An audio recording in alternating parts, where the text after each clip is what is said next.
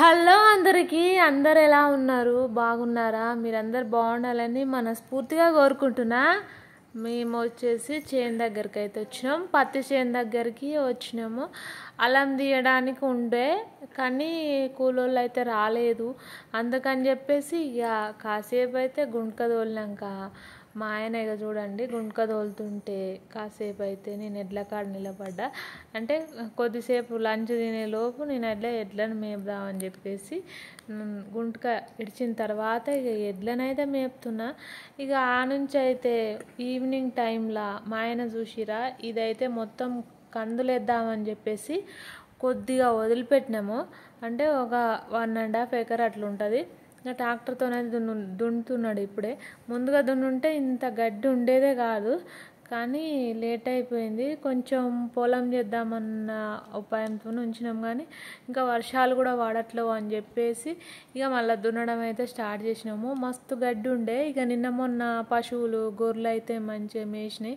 చూడుర్రి దున్నడం అయితే స్టార్ట్ చేసిండు. మంచి మంచి పాటలు వేసి మా ఆయన అయితే మంచిగా దున్నడం అయితే స్టార్ట్ చేసిండు. చూడండి గడ్డి బాగుంది కాబట్టి గడ్డి అంతా ఎండడానికి ఒక 2-3 రోజులైనా టైం పడుతుంది.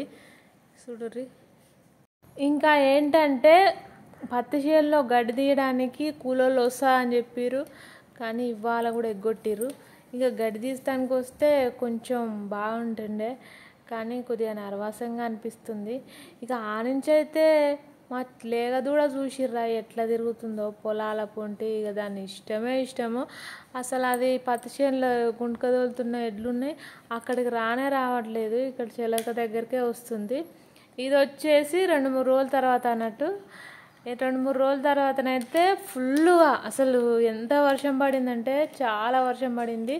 ఇక మస్తు వాటర్ అయితే వచ్చేసినాయి. చూడండి మా పొలం అయితే చూడండి నాటేసిన కొంచెం పైన కనిపిస్తుంది, మొత్తం కూడా మునిగిపోయింది.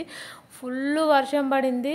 ఇంకా కొద్దిగా బాధ అనిపిస్తుంది, ఎందుకంటే మా పొలం మొత్తము ఒక్క ఎకరం అంతా అట్లనే బయట ఉంది. మొత్తం చూడండి వాటర్లో ఏ విధంగా మునిగిపోయిందో చూస్తుంటే మస్తు బాధ అనిపిస్తుంది.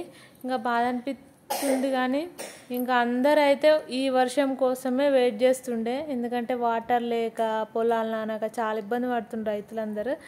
ఈ వర్షము మస్తు సేవ్ చేస్తుంది అన్నట్టు. మాది కుంట దగ్గరలో ఉంది కాబట్టి చూడండి ఎట్లా మునిగిపోయిందో. దాదాపు 2 ఎకరాల దాకా పొలం అయితే మునిగిపోయింది. మా ఆయన అయితే ఇక ఉయ్యాల దగ్గర కూర్చొని ఇంకా ఆలోచిస్తున్నాడు. మామయ్య బావ అయితే కూర్చొని ఉన్నారు. చూడుర్రి కొన్ని ఈ ఒక్క మడ అయితే కొద్ది ఇప్పుడిప్పుడే తేలుతుంది. వాటర్ అయితే కొన్ని తక్కువ అయినాయి. చూడుర్రి ఎట్లా కనిపిస్తుందో పైనుంచి అయితే. ఇక ఇక్కడనైతే మొత్తం మునిగిపోయింది. అసలు ఈ 3-4 మళ్ళీ అసలు చూడండి కొద్ది కూడా కనిపించట్లేదు. ఫుల్గా వాటర్ వచ్చినాయి. అక్కడ దాకా ఆ గెట్టు వరకు మొత్తం మునిగింది. చూడండి ఫుల్ వాటర్ వచ్చినాయి. ఇంకా చేసేది ఏం లేదు కాబట్టి చూడాలి, వెయిట్ చేయాలి.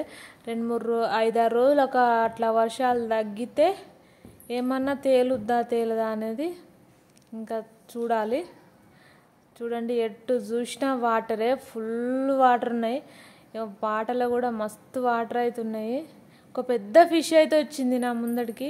ఇంకా నేను నడిచే సౌండ్ విని అదైతే జంప్ అయింది, లోపలికి అయితే వెళ్ళిపోయింది ఫిష్. చూడండి ఇక్కడనే ఇక చూడండి